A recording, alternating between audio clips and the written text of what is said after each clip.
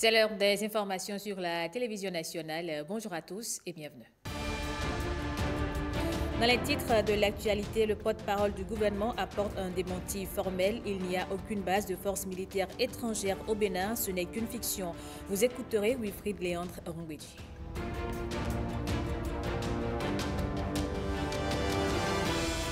Ex-membre des FCBE, Sylvanus Aïssi rejoint le bloc républicain. Il le dit lui-même, c'est une décision mûrement réfléchie et mue par la volonté de contribuer au développement du pays. À suivre la cérémonie d'adhésion. Et puis en dossier du jour, on va à la rencontre de Morgan Segodo, joueur de tennis talentueux. Il est champion du Bénin, mais il se soumet à une certaine discipline pour accomplir ses rêves.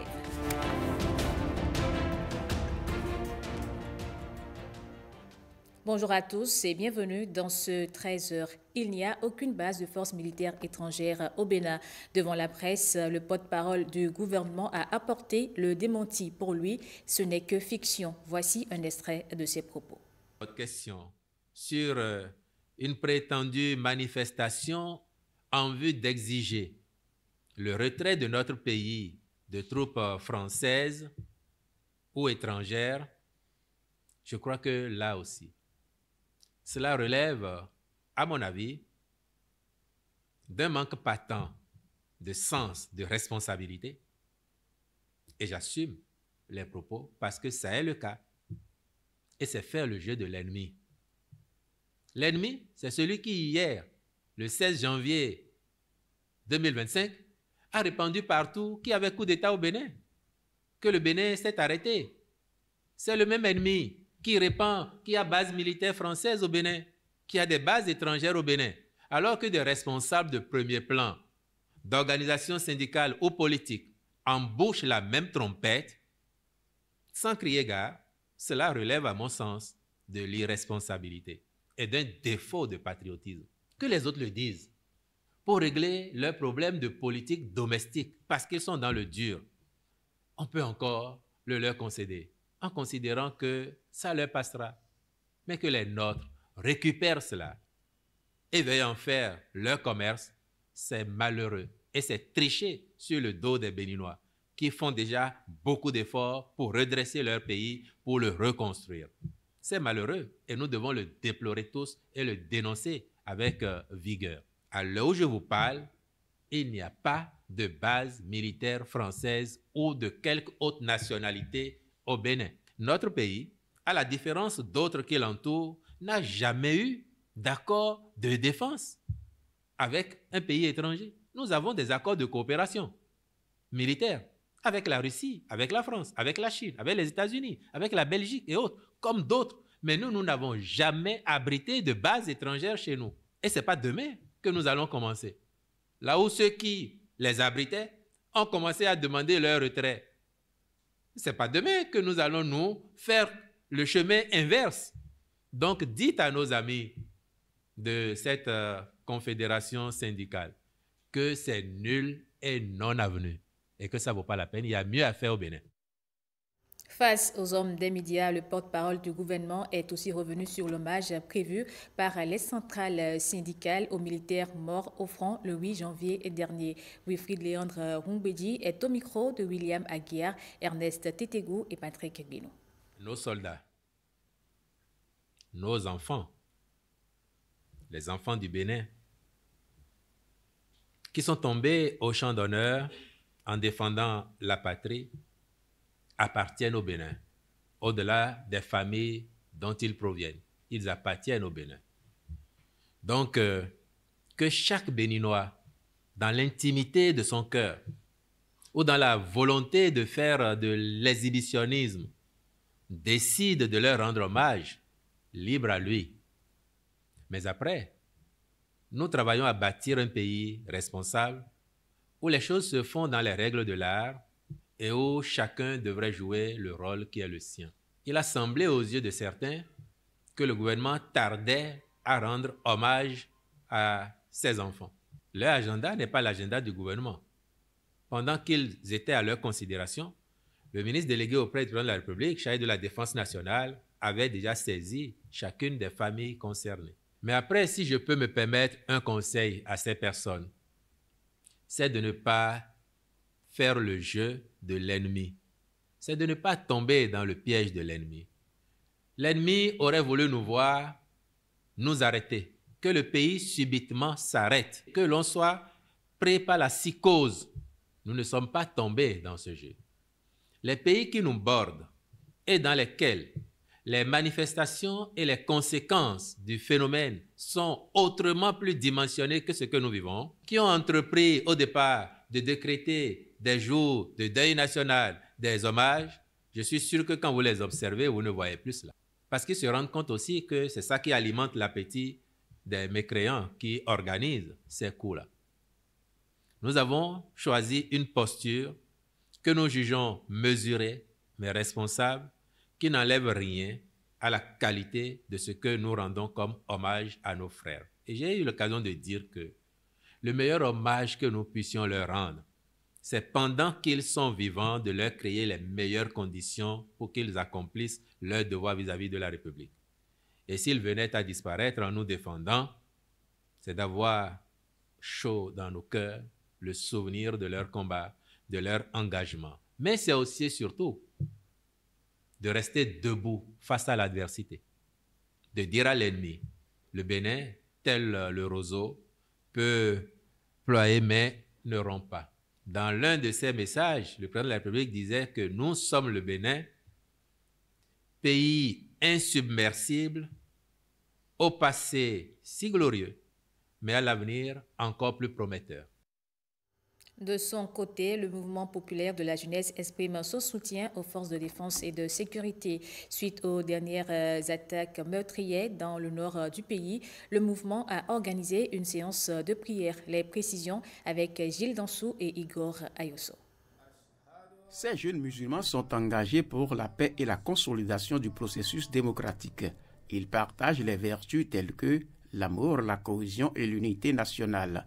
Ils sont en séance de prière pour louer Dieu Allah Tout-Puissant. Au nom de toute la jeunesse musulmane, nous condamnons avec la dernière rigueur cette attaque.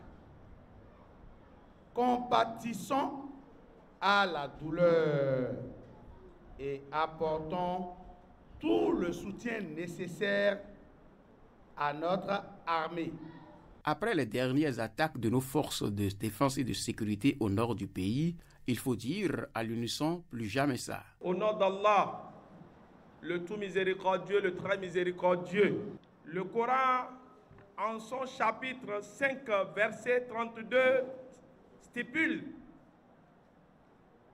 quiconque tuerait une personne non coupable d'un meurtre sur la terre, c'est comme s'il avait tué tous les hommes.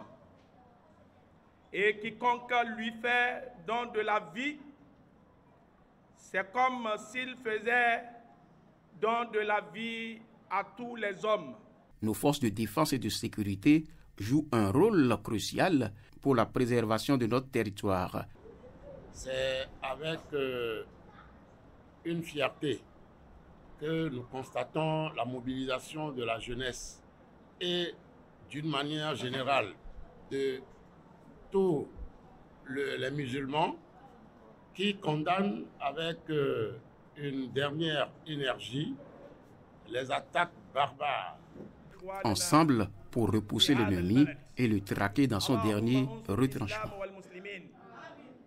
Je vous le disais en titre, le bloc républicain accueille dans ses rangs un nouvel adhérent. Sylvanus Aïssi, ex-membre influent des FCBE, a rejoint le parti pour, dit-il, contribuer activement à la consolidation des acquis et à la poursuite du développement du pays. La cérémonie d'adhésion avec Renaud Akapo, Ernest Tétégou et Marcel Arrossi.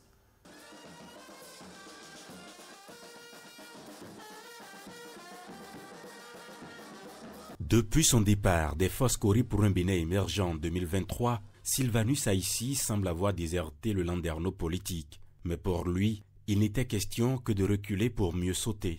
Nouveau point de chute de l'ancien porte-étendard des FCBE, le bloc républicain. La cérémonie de ce jour marque mon adhésion et celle des camarades de lutte au parti du cheval gagnant. Je veux nommer le parti Bloc républicain. Sans vouloir trop s'étendre sur les raisons de ce nouveau choix, Sylvanus Aïssi explique que ces pas sont guidés par les actions de développement posées par le président Patrice Talon. Nous sommes désormais convaincus par les nombreuses actions du développement du président Patrice Talon et nous avons décidé de le soutenir. Et pour ce faire, après échange avec le staff de plusieurs partis politiques de la mouvance, j'ai pu vous dire que c'est le modèle BR qui nous a le plus séduit. Nous faisons le choix d'une vision, d'une équipe et d'un projet politique qui place l'unité, le travail et le progrès au cœur de la priorité. C'est à bras ouverts que les hauts responsables du bloc républicain présents à cette cérémonie accueillent le nouvel adhérent et sa troupe. La carte du parti ainsi que les statuts sont remis au nouvel entrant pour sceller l'acte officiel d'adhésion. Vous avez vu effectivement juste de choisir le bloc républicain. Au nom du président Abdoulaye Diop-Tchani, au nom des militants du parti bloc républicain, nous acceptons votre adhésion. Nous avons suivi tout à l'heure votre parcours, votre biographie, qui montre également que vous êtes un homme battant, un homme très courageux, n'en doutons point. Et nous voudrions que vous vous apportez cette contribution, cette ferveur, ce courage pour pouvoir faire bouger encore les lignes au niveau du littoral en général et de la 16e circonscription électorale en particulier. Lors des élections législatives de janvier 2023, Sylvanus Aïssi fut candidat sous la bannière du parti FCBE dans la 16e circonscription électorale. Malgré son score de près de 5000 voix obtenu au décompte final, il n'a pas été déclaré vainqueur à cause du critère des 10% qui a frappé son parti. Dans le reste de l'actualité, le pastoralisme peut contribuer à restaurer des terres dégradées. Il peut aussi contribuer à réduire l'émission des gaz à effet de serre. Mais de quelle manière? Enquête de réponse, Nestor Sela et Olviga Messan ont fait une immersion dans les massifs forestiers de Basila.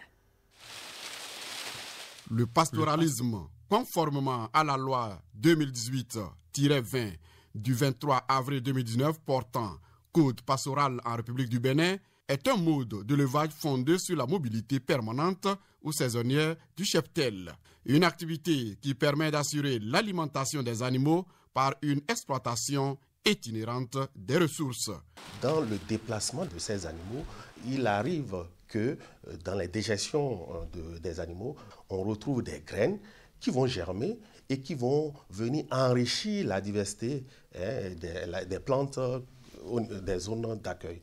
Évidemment, les défécations, les dégestions animales vont concourir à relever le niveau de fertilité du sol de cet agriculteur. Le mouvement du bétail dans les champs et sur les massifs forestiers est une source intarissable pour l'écosystème. Le pastoralisme peut aller de pair avec l'environnement. Les éleveurs qui ont leurs bêtes autour de nos forêts classées sont autorisés. Les différentes forêts classées au niveau du pays sont traversées. C'est pour ça qu'il y avait une loi qui a été prise qu'on appelle la loi sur la veine pâture, où après les récoltes, des éleveurs pouvaient venir faire paître leurs animaux sur ces espaces-là afin de fertiliser le sol. Le législateur, à travers l'article 8 de la loi 2018-20, a encadré l'exploitation des ressources naturelles. Toutefois, plusieurs conflits naissent entre éleveurs et agriculteurs. Et nous demandons aux uns et aux autres d'aller à l'amiable. Et lorsque les dégâts sont énormes parfois, nous appelons la TDA qui évalue les dégâts et pour que l'éleveur puisse dédommager le producteur dans une certaine mesure. Le code pastoral qui est là, je crois que j'attire l'attention des agriculteurs et des éleveurs à vraiment prendre conscience de ce qui est dans le code pastoral. Que ce soit s'il y a les couloirs de passage qui ont été tracés, et il faut que les agriculteurs respectent toutes ces normes qui sont dedans. Les éleveurs, à leur tour, j'attire leur attention à ne pas recruter les bouées mineurs. Les agents des eaux et forêts et les universitaires soutiennent que la réussite du pastoralisme passe par une bonne synergie d'action entre éleveurs et agriculteurs. Au service des humains, l'intelligence artificielle modifie les habitudes de travail et ce, dans plusieurs secteurs. Et dans le reportage que vous allez suivre, Ronald Robinson et Michael Nouati s'intéressent à son utilité pour les femmes dans leurs activités. ChatGPT, un des nombreux outils les plus utilisés en matière d'intelligence artificielle générative. Les femmes trouvent en cet agent conversationnel et virtuel un expert multidomaine qui est de bons conseils. C'est mon plus grand ami actuellement. Par exemple, ça m'aide à optimiser tout ce que j'ai à faire. Que ce soit du côté étudiant, mes activités, rendre plus autonome. C'est vraiment quelque chose qui vient vraiment soulager la vie des femmes. D'autant plus que des fois, quand on est souvent seul, laissé à nous-mêmes à la maison, il nous faut trouver des gens avec qui causer. Et l'IA répond fortement à notre besoin.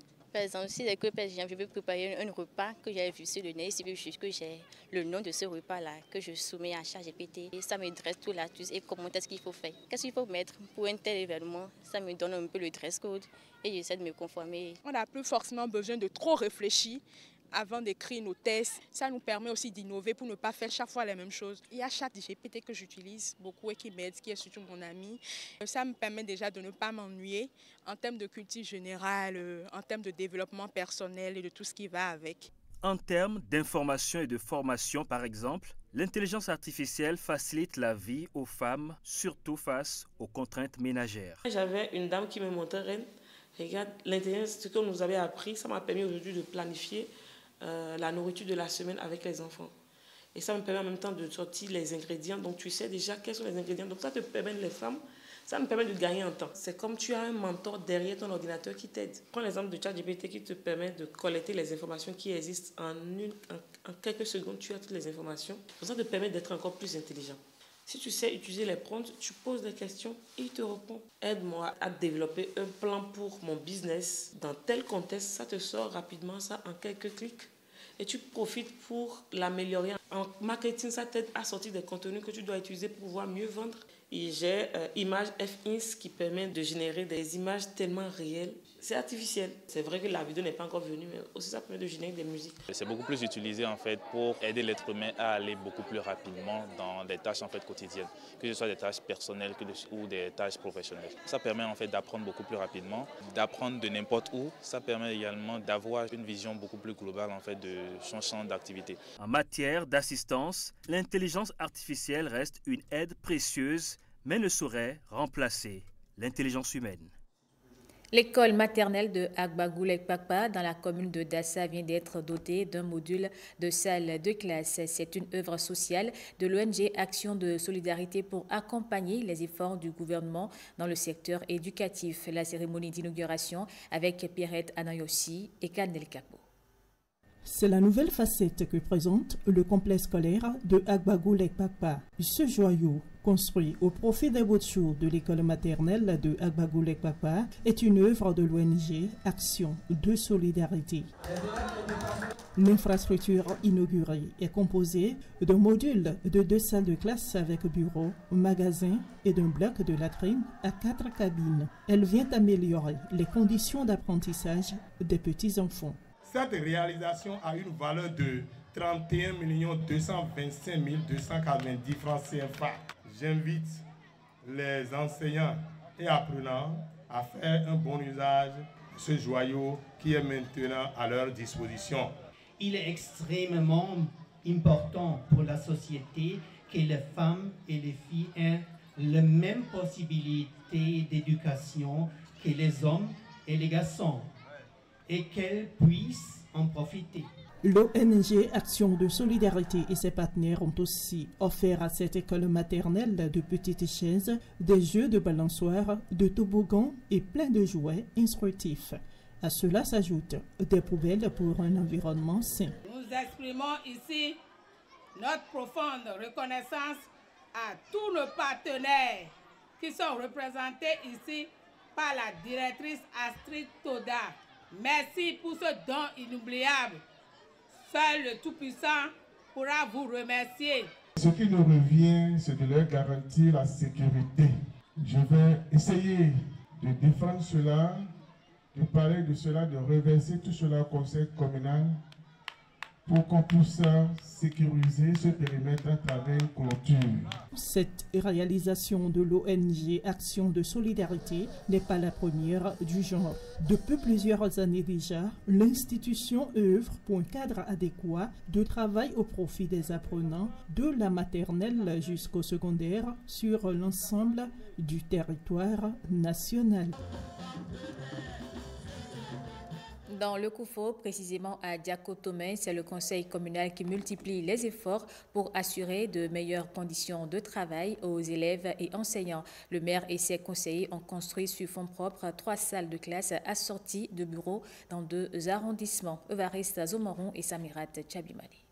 Les infrastructures scolaires dans la commune de Diakotomé, malgré les efforts du gouvernement, sont toujours insuffisantes ou inadaptées.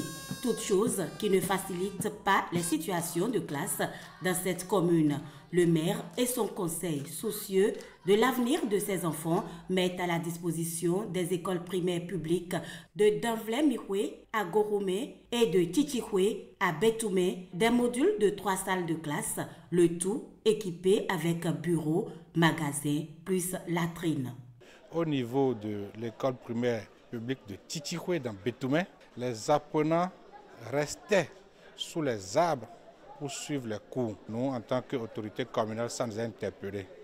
La même chose s'est produite à l'EPP d'Anvlé-Mihoué qui disposait d'un seul module de classe. Je voudrais dire merci au conseil communal qui a accepté l'inscription de ce projet dans le budget. Remercier aussi le secrétaire exécutif. Ces infrastructures scolaires sont comme une bouée de sauvetage pour les bénéficiaires qui se confondent en remerciements. Si jamais on a la malchance et c'est la pluie, alors les activités pédagogiques de cette journée-là, s'il y a même les rayons solaires, le maître est obligé de déplacer selon l'ombre du manguier. Aujourd'hui, c'est un jour historique pour l'école EPP Titichoué. Et c'est à la fille du maire, nous remercions sincèrement le gouvernement de M. Patrice Talon pour tout ce qu'il fait pour l'éducation nationale. Depuis 5 ans, nous recevons les cours sous les arbres, mais aujourd'hui, cela est conjugué au passé, grâce à vos efforts louables. Les apprenants de ces 2 écoles ont aujourd'hui, grâce aux efforts de la municipalité, les mêmes chances d'apprentissage et de réussite que la majorité des enfants béninois. Allons sur les traces de Joswani Terry, spécialiste de la musique afro-cubaine. Il parcourt le Bénin depuis quelques jours. Il conçoit également plusieurs projets pour consolider les liens entre la terre de ses ancêtres et son Cuba natal. Jean Lombimin et Arnaud Adadia sont allés à sa rencontre.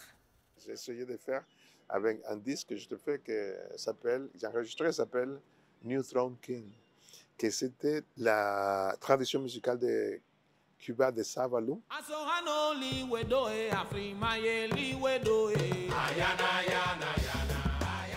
Spécialiste de la musique jazz et de renommée internationale, Joswani Terry est sur les traces de ses ancêtres. J'ai fait toutes mes études, j'ai porté ça à New York et après j'ai mixé ça avec l'esthétique et les sons contemporains. Ici, il exprime sa joie d'être au Bénin, la terre de ses aïeux. Pour moi, c'était un voyage très important parce que il était pour réunir la communauté de la diaspora, principalement Cuba. Je suis de Cuba, de Bénin, de Dahomey. Tu peux trouver à Cuba la communauté de Bopa, Savalou, Mahi, Abomey, Mina, Fon.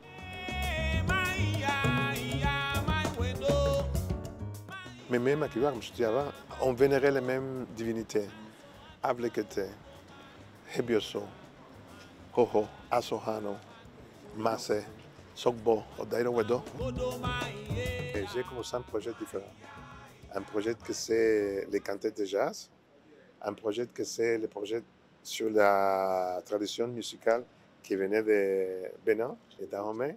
Un autre projet, que c'est un projet plus de musique classique, c'était un trio, cello, saxophone et piano. Un autre projet, une tradition culturelle de la région de Villa Clara. C'était en région centrale au pays. C'est une tradition qui commençait avec la messe de minuit à la fin d'année. De mère d'origine fon d'Haïti, de papa Yoruba de Cuba et visionnaire, il fait montre d'une virtuosité à nul autre pareil. Et le jazz, c'était le véhicule qui permet l'improvisation. C'est la composition dans l'instant. Il ouvre la porte pour des traditions musicales différentes. Jouant habituellement en quartet avec 3 autres musiciens, saxophoniste et percussionniste pétri de talent. Comme tout musicien, le piano est son instrument de composition.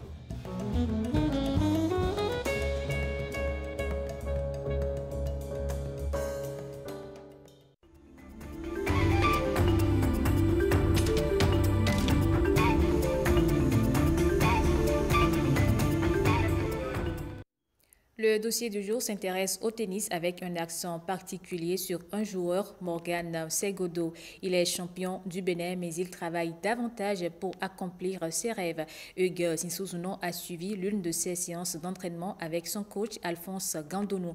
Morgan Segodo, un joueur complet aux grands rêves. Regardez.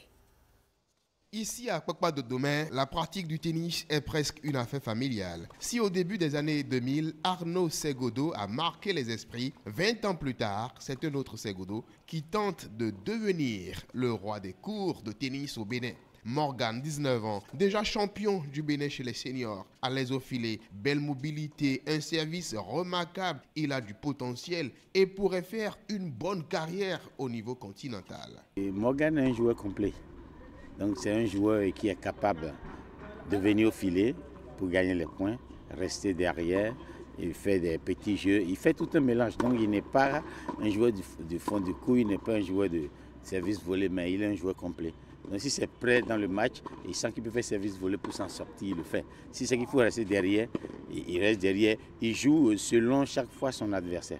Morgan Segodo a découvert le tennis très tôt, plus précisément à l'âge de 7 ans. Il y consacre presque tout son temps. Il est régulier aux entraînements, une assiduité qu'il doit à son oncle et coach Théophile Segodo. Je m'entraîne au moins 4 fois par semaine.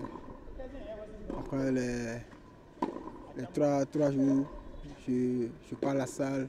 Mon rêve est de jouer au moins un top niveau, au moins 1000 ATP. Côté court, Morgan est très appliqué, mais il lui reste des choses à gommer dans son mode de vie au quotidien. Au niveau de la discipline, vraiment, on essaye de gérer parce que c'est un joueur, bon, quand on parle de la discipline, bon, pour moi, il n'est pas discipliné. On essaye, au jour le jour, il s'améliore. Il s'améliore. 1084e au classement ITF. S'il souhaite franchir les paliers, il devra donc faire des sacrifices et surtout faire preuve d'autodiscipline qu'exige la pratique du sport de haut niveau.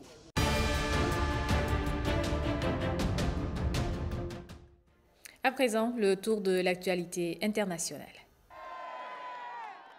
Au cri de liberté pour Abir, nous sommes des opposants, pas des traîtres. Des manifestants et sympathisants du parti d'Estouriens libres, PDL, se sont rassemblés samedi dans le centre de Tunis pour revendiquer l'héritage des autocrates Bourguiba et Ben Ali. Ceux-ci souhaitent la libération de leur dirigeante Abir Moussi. Ce n'est pas digne d'un pays qui se dit démocratique, constate un manifestant. Tout cela nous dérange beaucoup, nous inquiète même.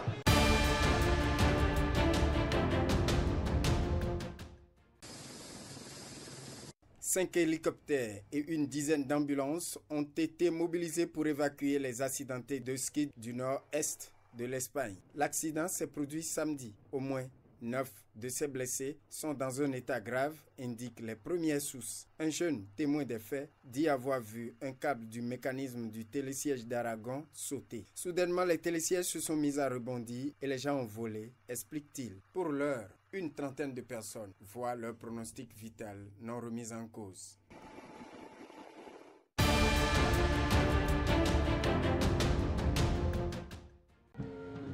On manifeste également à Londres. Des pro-palestiniens se rassemblent à Whitehall à la veille d'un cessez-le-feu dans la guerre de Gaza qui devrait débuter dimanche matin. Selon le médiateur, le Qatar, des manifestants scandent des slogans et portent des banderoles sur lesquelles on peut lire « Arrêtez d'armer Israël et libérer la Palestine ».